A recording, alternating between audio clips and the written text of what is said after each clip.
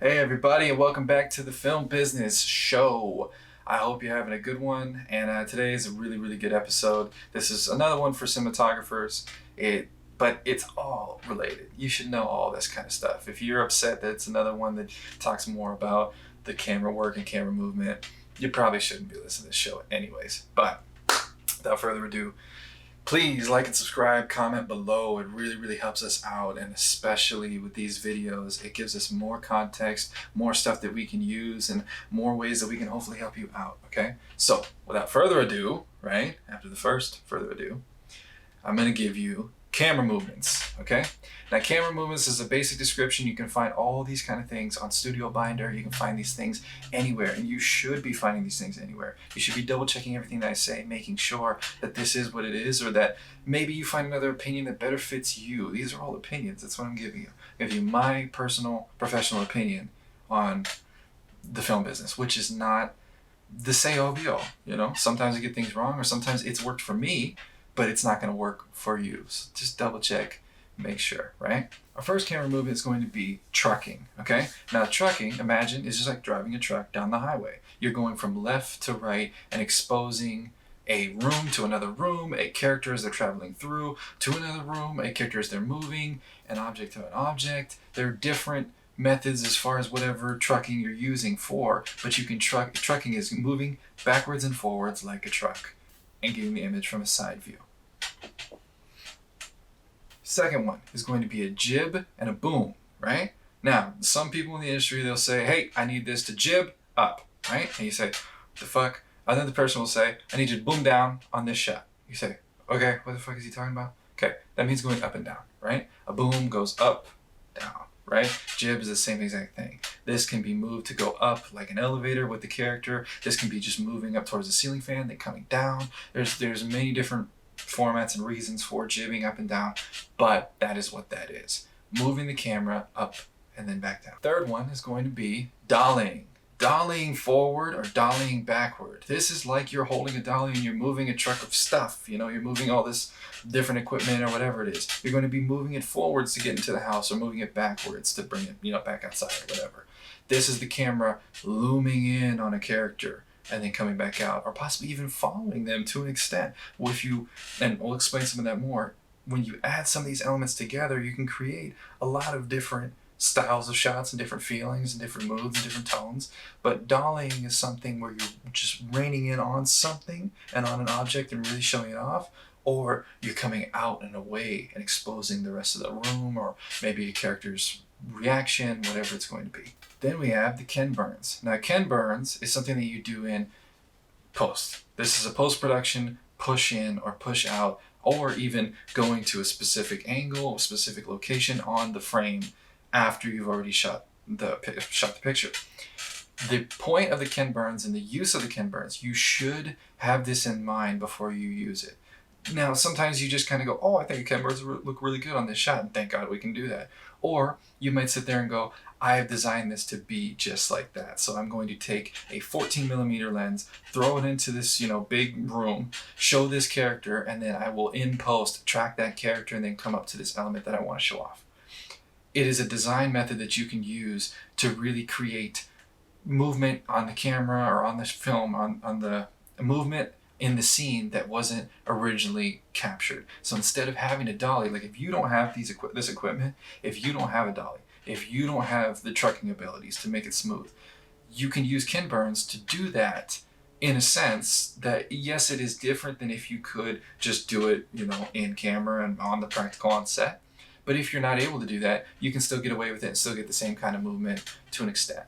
Revolve. Now, revolving around a character, like I had said in the other cinematography special that we have, is a really cool element and a way that you can get intimate with a character. This can be close up, this can be far away, this can be used with a drone, this can be used with a gimbal, this can be used without. This can just be going around and around in a circle. Revolving is taking a single object and making it the center of your attention, whether this be a location, an item, or a person. This is making it the center of the world and now moving around it. This can be done fast, slow, whatever it is. It is going to really draw the attention to whatever you're putting it to. But that's what the revolve is for. Moving the revolve down a room, that can work as well. Moving it, keeping it static and keeping the person the same place, that can be used as well. That's just the revolve. Pretty simple. Panning. Panning is keeping the camera at a static position and moving it from left to right. Now panning can go all the way 360, come right back around, or it can just go towards a character and then come back to another conversation. M. Night Shyamalan does this a lot with his films, and it's super intriguing and super interesting. This can be used to take a character and show their surroundings as they react to their surroundings. Best way I've ever seen this done was Evil Dead 2 with Ash in the forest listening and trying to figure out where the spirit was, where the demonic possession was going to come from. This is a very classic and important camera work technique that you need to know and you honestly should use. It builds nostalgia, it does what you need it to do, and it's just a very good form of camera movement to keep your audience engaged without having to cut. Every cut that you do subconsciously reminds your audience that they're watching a movie. Now, these can be hidden, and that can be a whole other episode. These can be hidden to make it feel less that way, but if you chop, chop, chop, chop, chop, and it's constantly cutting, your audience is going to catch on to that, and it's going to pull them out of the story. So being able to use these camera movements will avoid that and will really assist you in catching a really good flow, because if your camera movement works with your camera work, works with your actors, works with your lighting, works with your sound, works with your story, works with... You can see what I'm meaning. It'll all flow together and create a really, really good image. Then we have the tilt. Now the tilt is what we've talked about before with composition and shapes. The tilt can be used to make a character seem bigger, to make a character seem smaller. The tilt is a lot of different elements that just aim the camera upwards and downwards to look more like a human head. You are a distended eye. You're a being as the camera. That is what it is. Now sometimes it's a being that has free will, and other times it's a being that doesn't have free will, and it's stuck to something or stuck in a way that it has to move in a certain element, and it has rules. The camera can break rules and also be bound by rules at the same exact time. There's so many different methods that you can use with this. You can use for POV shots, looking down at your legs, seeing the blood all over the floor and the intestines spilled out into the hands, and then coming back up and seeing the grinning, little girl that has the knife and just stabbed her father. There are different elements of surprise that can be used with the tilt that can be on the outside, where it shows a character looking off and kind of being nonchalant and relaxed, and then it pans down to show that he's holding the detonator to a bomb, and that's in the vest. So there's so many different ways that a tilt can be used to create suspense, create drama, or be a revealing shot as well. Then of course you have your zoom. Now your zoom shows exactly where the eye needs to go. Imagine if you could do that in real time. If you were sitting down and you went, I want to get a closer look at that person's face, make sure I recognize them, right? And oh, no, I don't recognize them. Come back. That'd be really cool. Well, in the camera work, we can do these kind of things. We can also adapt it to all the camera work that we've just described that can really assist you in throwing in a zoom and now throwing in a pan, or throwing in a zoom and now dollying backwards. This is a dolly zoom, where you can make the world warp as your character realizes, oh my God, I forgot my cell phone at home. Now I'm fucked.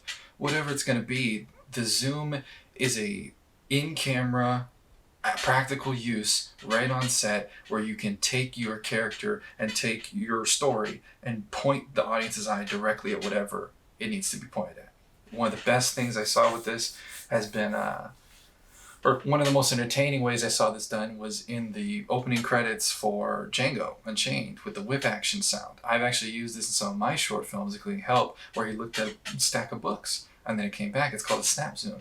It's a perfect way to go, look here everybody, and now come back to the story. It's an element and a trick that you can play on the audience, or something that engages them, because the eye loves movement. And sometimes playing with it right in their face will engage them in the story a little bit more, and it really helps out. And finally, last but not least, is the mobile shot. Now this right here is something that's a little bit more specific to me. This is what I've titled it and what I've named it. And basically what it is giving your camera the freedom of being able to be its own entity.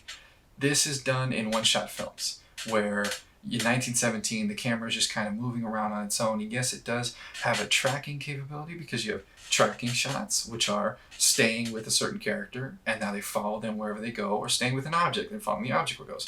It just stays with something, and it has rules. With the mobile, it does not have rules. A mobile camera can move anywhere it wants, any angle that it wants and expose whatever it's looking to expose. That is to your advantage to what you want to do. You can adapt your mobile camera techniques into being tracking techniques for just a moment, and then come back out and be immobile and be free and move on to wherever it's going to go in the same shot. These are all the different types of camera movements, and they should be studied, and you should, honest to God, you should write them all down. This is what I did. This is what I still do on a daily basis, where I will write them down and go over them and make sure that I remember all of them, I know them inside and out. They can really assist you. And the same thing you should do with composition, to understanding your frame and figuring out which frame and composition you want to use to which shot, because that can really dictate what kind of shot you should be using, or if you can create a shape with your camera movement. If you can create a certain effect with your camera movement that matches into all of a sudden a frame within a frame. There are many different elements, and cinematography is so unique with this. You can do so much. So understand these things, and like I said also, double check. I have different camera movements and different things. It's industry standard, but I add different things. Like my shot lists have a lot of different explanations that other filmmakers don't use. And so most of the time when a DP comes in and is a part of my project, they look at my shot list and they go, we need to adapt this over to mine. I'm like, yeah, no, I totally get it. And so we sit down and we'll go over and transfer it to their method, because my method is very specific to me and how I think as a DP. And when I look at it for that split second while I'm on set and I gotta move because I gotta make my day, it makes sense to me, and that is exactly what I need in the zone, in the movement. You need to find that as well for you. So I hope that was very helpful. Please follow, like, subscribe. Follow us on Danger Dog Productions YouTube and Facebook, and also go to dangerdogproductions.com and you can help us out and support us and our films, and maybe even get yourself some merch, and it goes into the Danger Dogs bowl. And boy, does he love that shit. All right. Hope that was helpful, everybody. Thanks so much.